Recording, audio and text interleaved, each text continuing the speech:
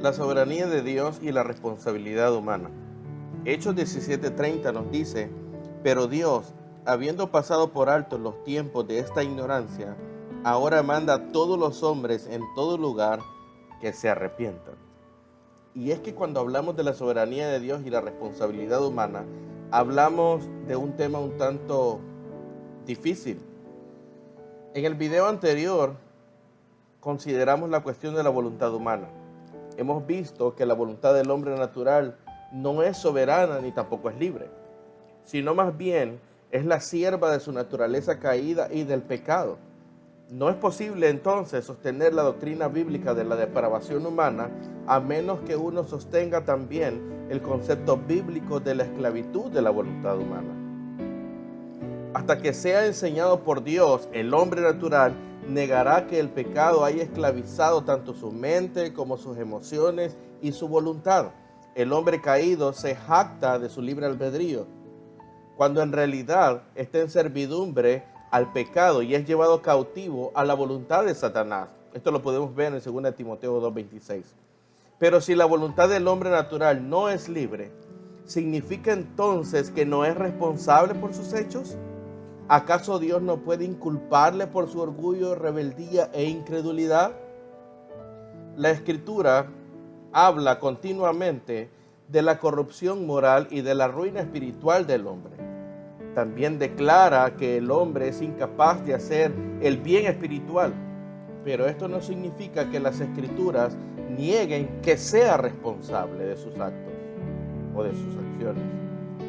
Más bien, habla continuamente en las Sagradas Escrituras de sus deberes para con Dios, para con su prójimo, y exige también una obediencia perfecta a los mandamientos de Dios.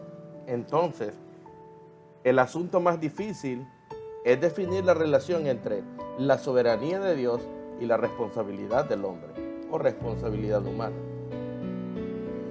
Muchos, en su afán por mantener la verdadera responsabilidad humana, terminan negando de una u otra manera la soberanía de Dios.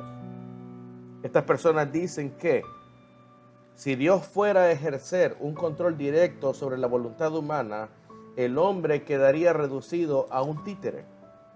Por lo tanto, afirman que Dios no puede hacer más que advertir y exhortar al hombre. Pues si Dios hiciera algo más directo, esto acabaría con la libertad humana. Otros han caído en el error del fatalismo, es decir, tratan de usar la soberanía de Dios para justificar su desobediencia y su pecado, como si Dios tuviera la culpa. Podemos nosotros resumir esta enseñanza bíblica con los siguientes argumentos. Dios es enteramente soberano en todo sentido, sobre todas las cosas, incluso sobre la voluntad humana. Pero la soberanía de Dios no quita ni disminuye en forma alguna la responsabilidad que el hombre tiene para con Dios. Los hombres son completamente responsables. Son responsables por sus hechos, son responsables de obedecer, son responsables de creer, son responsables de hacer la voluntad de Dios, responsables por todo lo que hacen. Pero en ningún sentido la responsabilidad humana le quita al hombre su responsabilidad y tampoco disminuye la soberanía de Dios sobre su creación y sobre la vida del ser humano. No existe contradicción alguna entre estas dos verdades. Pablo, en Romanos capítulo 9, del verso 11 al 24, da una exposición de estas dos cosas. Y de hecho te invito a hacer un cuidadoso estudio de estos argumentos que Pablo presenta en Romanos capítulo 9, en el cual él está defendiendo esta verdad. Y también muchos otros versículos declaran estas dos verdades, y te los dejo a continuación para que puedas meditarlos.